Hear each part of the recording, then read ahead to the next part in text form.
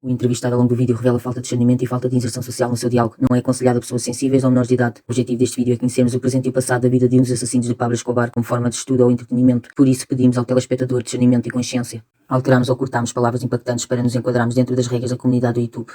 João Jair Velásquez assassinou quase 300 pessoas e conspirou a morte de 3.000 pessoas. Conhecido por Popoyé, foi chefe dos sicários de Pablo Escobar e o revólver mais destemido do cartel de Medellín. E após 23 anos de prisão, decide contar ao Jornal Expresso segredos terríveis que não pôde guardar só para ele. Ele é o traficante colombiano de figura central da série televisiva Narcos. Já foi baleado 7 vezes e escapou a uma mão cheia de atentados na prisão. É o único sobrevivente do pelotão de assassinos do cartel de Medellín, que eram comandados por Pablo Escobar. Sempre escolhe com critério todos os dias onde dormir, comer ou encontrar-se com os jornalistas, e assim o disse em um centro comercial onde dificilmente seria morto, já que havia seguranças do edifício e pelos agentes à paisana que lhe seguem os passos. Mas na rua se encontra muito desprotegido, já que os inimigos não lhe faltam. Como foi dito sobre a ordem de Pablo Escobar, João Jair Velásquez assassinou quase 300 pessoas, inclusive policiais, juízes, jornalistas e políticos. Também conjurou a morte de 3.000 pessoas, entre os quais o candidato presidencial Luís Carlos Galán, e 110 vítimas do atentado ao voo da Avianca em 1989. Ele se entregou em finais de 1991, quando a derrota de Pablo Escobar parecia inevitável, rompendo uma década de leal com Pablo Escobar, em nome do qual matou sua própria mulher e seu melhor amigo. Também disse que até mataria a sua própria mãe se Pablo Escobar tivesse ordenado. E a inevitável derrota se concretizou em 1993 com a morte de Pablo Escobar nas mãos de seus inimigos, mas Popeia ainda cá está para contar a história e atravessou 23 anos nas piores prisões colombianas, participando com mais guerras entre mafiosos, cárteis, paramilitares de direita e guerreiros comunistas da FARC. Em 2014 ele saiu em liberdade condicional com apenas 60% da pena cumprida por bom comportamento, garantia da reinserção social e colaboração com a justiça na investigação de vários casos relacionados com narcotráfico e redes mafiosas. Quando deixou a prisão disse: "Tenho 80% de probabilidades de morrer nas próximas semanas." Só que enganou-se. Entretanto, já publicou o livro Sobrevivendo a Pablo Escobar. Hoje é um homem entre a reinserção e a reincidência. Assim disse que um mafioso pode tornar-se um ex-mafioso, mas não há ex-assassinos. A partir do momento em que se mata alguém, és um assassino toda a vida, disse. E conseguir dormir tranquilo depois de ter morto tantas pessoas, é que até a minha alma está morta. E continuou, não deixando que começassem as perguntas do jornalista. Ele disse: "Estão a ver, este centro comercial foi feito com dinheiro do tráfico de cocaína. Aqui na Colômbia somos todos bandidos e os piores que estão no governo. Com um estado destes é uma honra ser bandido." E assim continuou, mas descrevendo agora, desde que saiu da prisão, sobre a sua reinserção social. "Eu quero uma vida normal, mas a reinserção não existe. Vou ao banco com 7 milhões de pesos de 2012, o dinheiro que ganhei com as vendas do meu livro, e não me abrem uma conta por causa do meu cadastro. Como me posso integrar assim na sociedade? Só que se decidir entrar no tráfico, já consigo 50 milhões. Compro 100 pistolas e junto 30 bandidos para trabalhar para mim e corrompo a polícia. Já viram o que acontecia se fosse para a montanha com 30 homens armados? A bolsa de Bogotá caía logo 1%. Vejo que a reintegração está a ser complicada. Não estou a ter prazer nas coisas simples da vida, como ler, ver televisão, levantar-me e ir ao frigorífico, buscar um ananás bem fresco, passear tranquilo, sem medo da polícia. E há outras coisas difíceis. Eu não sei o que é um aniversário. No outro dia levaram-me a um baile de máscaras e senti-me mal. Nós bandidos não damos importância para essas foleirices. Temos gosto pelo risco e pela adrenalina, e é disso que sinto falta. Mas sei que se quiser continuar a comer tranquilamente o meu ananás gelado, vou ter que pôr isso de lado. Entretanto, o jornalista pergunta: como é que conseguiu manter-se vivo todos estes anos? E ele respondeu: "Já me acertaram com um tiro aqui no coração e não me mataram. Sinto-me imortal, já que sou o único sobrevivente dos sicários de Escobar, a memória histórica do cartel Medellín.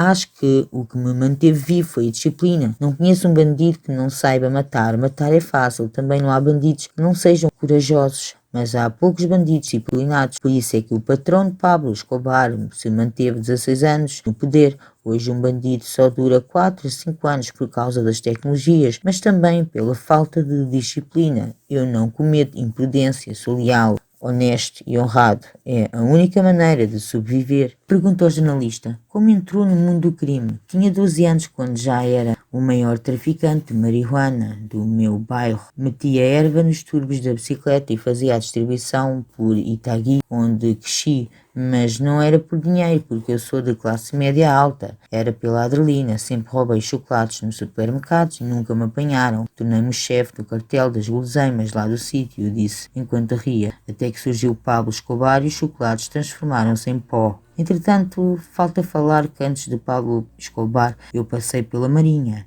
Tudo na vida tem o seu propósito e foi lá que fui buscar a minha alcunha de Popoia. Diziam que eu era parecido com o desenho animado. Na altura decidi ir lá porque tinha visto na televisão uns barcos de guerra e fiquei fascinado quando lá cheguei. Só vi barcos velhos e nunca gostei da pobreza. Fui-me embora, entretanto eu passei pela polícia. Pela polícia, questiona o jornalista. Sim, porque queria armas, então ingressei no curso de oficiais da polícia e estava a correr tudo bem, até que um dia chegou uns alferes e disseram-me: Jairo, continua o teu curso que vai ser daqui subtenente e o narcotraficante vai oferecer-te um carro bonito. E eu desmoralizei. Ele não me deu uma estalada, não me tratou mal, mas as palavras tinham muita força. Tirei o caderno ao chão e desisti e continuei a trabalhar para a máfia, para um chefe conhecido como Pinina. A minha função era ficar à espera que o sicário matasse um gajo, recolher as armas na mochila e ir guardá-las à escola, pois eu tinha um esconderijo de armas no recreio da escola onde eu andava. O jornalista pergunta: quando é que Escobar apareceu na sua vida? Foi por acaso, estava numa esquina de Medellín com dois amigos, um filho de um médico e o outro filho de um empresário, quando chegou um tipo a oferecer um trabalho para escoltar uma rapariga ao bairro de El Poblado, uma zona rica de Bogotá. Os outros dois recusaram, eu aceitei. Andava armado e tinha experiência. Aconteceu que essa menina era amante de Pablo Escobar Gaviria. Ela era linda, uma boneca, mas eu sempre fui muito respeitador. Nunca me meti com ela e limitava-me a cumprir com zelo o meu papel de motorista. Um dia ela discutiu com o patrão e foi obrigada a sair do país. Como sabia onde Escobar guardava o dinheiro e as armas, peguei no carro do meu pai e fui escavar esses esconderijos. Ele apanhou-me em flagrante. Eu disse-lhe que sabia onde tinha escondido tudo e que, portanto, só me podia matar ou dar-me trabalho. Pablo riu-se e pediu-me para acompanhá-lo. Qual foi o seu primeiro serviço? Perguntou o jornalista. E ele respondeu: escrever à máquina. Quando era puto, ajudei uma velha a carregar uns sacos para casa e ela em troca ensinou-me a escrever à máquina com 10 dedos. Quando entrei para o cartel, a secretária do patrona do Liceu e ele ficou sem quem lhe escrevesse as cartas. Disse-lhe que sabia bater bem e que sabia escrever bem e tornei-me necessário para ele, até que veio o primeiro homicídio e eu aceitei para ganhar bom dinheiro. Matei um delator. É que ninguém dá nada a ninguém, seja o Pablo Escobar ou o Bill Gates. Se o Bill Gates passar aqui, não nos vai atirar $1 milhão, mas se lavar o carro, se lhe fizer uns favores, já ganha uns trocos. E então comecei a matar. Não tremeu no primeiro homicídio? Perguntou o jornalista. E ele respondeu: não. Eu já tinha a escola toda porque tinha um trabalho como segurança e na máfia. Já tinha visto muitos mortos e o sangue não me fazia confusão. Sempre tive estômago para a guerra. Qual foi a sua primeira impressão de Escobar? Ele respondeu: era uma figura carismática. Quando você via Pablo Escobar, ficava petrificado. Não porque tivesse olhos azuis, 1,80 m ou fosse musculado. Não, até era gordito, apesar de estar em boa forma, porque jogava muito futebol. Com ele os jogos de futebol podiam durar até 6 horas, porque só terminavam quando ganhasse. E nas guerras de automóveis contratava pessoal para pôr pregos nas estradas e tramar os adversários. Ele não concebia a derrota, mas o que lhe dava o carisma era o cavalheirismo, a gentileza e a educação com que tratava as pessoas. É verdade que Pablo Escobar distribuía dinheiro pelos mais pobres e ele deu mais de 500 casas a uma comunidade que vivia na lixeira. Distribuía prendas de Natal pelas crianças pobres, construiu campos de futebol e estradas, mas não andava a oferecer avinetas para os miúdos matarem por ele. As pessoas procuravam-no e pediam-lhe trabalho. É que o Estado não intervém nos bairros de lata, então a máfia substitui-o. Chegava aos bairros com carinho, entregava as armas e as motas e os miúdos queriam segui-lo, mas Escobar soube preservar a humildade e a simplicidade. Não se pode dizer que teve um zoom privado e queimar milhões de dólares para aquecer a filha, seja de uma pessoa humilde. Ele era obcecado pela família e usou da hacienda Nápoles era para alegrar os filhos. Ninguém o via com diamantes nem correntes de ouro. Não pediam às mulheres para irem para a cama com ele, era um cavalheiro. Claro que, quando as queria, dava-lhes uns 2 milhões, um bom Mercedes ou um BM, uma garrafinha de Dom Perignon e uma caixa de chocolates estrangeiros e pronto, estava a conversa feita. Eu também adotei essa estratégia, mas o patrão entrava nos bairros muito discreto, de camisinha e ténis, só com o relógio de ouro Cartier. Se fosse para comer frango, comia frango.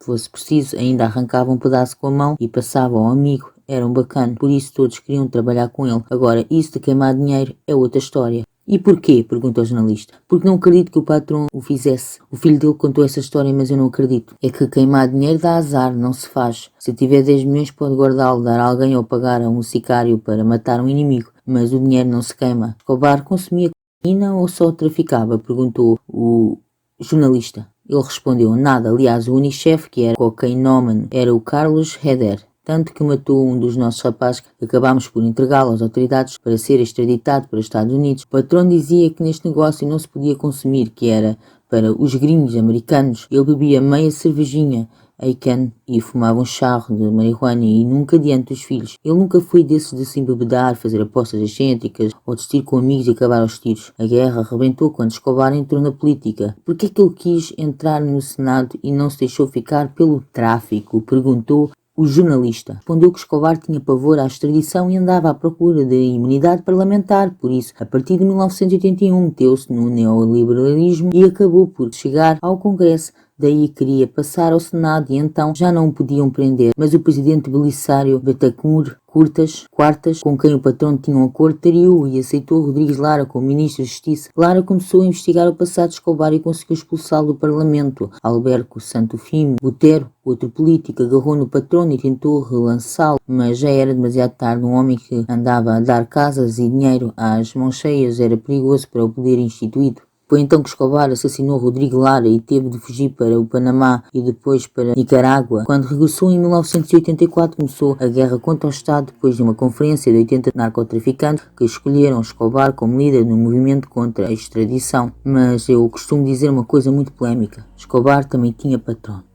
Quem era o patrão? Jorge Luís Vázquez Ochoa, outro líder do cartel Medellín. Foi ele que introduziu Pablo ao narcotráfico. O patrão era apenas ladrão de bancos, sicário e sequestrador. E foi Ochoa que foi à Espanha buscar um bombista da ETA para começar a arrebentar com a Colômbia. Quantos homens esteve a trabalhar para si? Perguntou o jornalista. Ele respondeu que eram 180, mas o cartel de Medellín tinha 3.000. Todos assassinos e fortemente armados, quando se declara guerra ao Estado, tem de ser um exército forte. Matámos mais de 540 polícias e ferimos 800. Nenhuma organização criminal civil no mundo infligiu tantos estragos à polícia. Como conseguiram? Disseminámos as armas pelas comunas e pagámos por cada polícia morto. Um polícia raso valia 2 milhões de pesos, mais de 1 milhão se lhe roubassem a pistola, 3 milhões por cada cabo.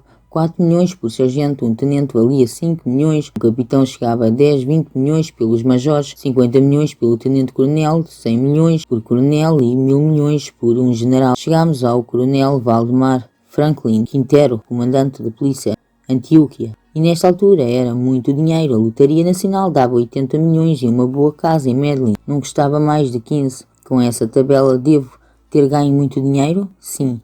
Para sobreviver a 23 anos de prisão tive de pagar a muita gente, gastei quase tudo. No entanto, disse na prisão que sabia onde Escobar tinha guardado as armas. Nos dias seguintes à sua libertação, um grupo de homens armados andou à procura do esconderijo de Escobar perto da casa em que o mataram. Ela foi buscar esse tesouro? Não, e não tive nada a ver com essa história. Eu sei onde está essa caleta, esse esconderijo, mas só irei buscar no dia em que perceber que o Estado não quer a minha reinserção. Agora vivo com dinheiro honesto, que é muito mais saboroso que o sujo. Qual foi a morte que mais lhe custou executar? Perguntou a jornalista. A da minha própria mulher, e tinha sido mulher do patrono. Wendy Chavarriaga Gil era um colosso. Tinha uma cara, umas pernas, um rabo, umas mãos, ao ponto de ter sido a amante oficial de Escobar mas o patrão respeitava muito a família e proibiu todas as mulheres de engravidar. Ele dizia que tinha conquistado a sua esposa Maria Vitória com chocolates e não podia desiludir com mulheres que se deitavam com ele por causa dos helicópteros, dos aviões e dos Mercedes. Mas o Andy engravidou e o patrão mandou um veterinário e 4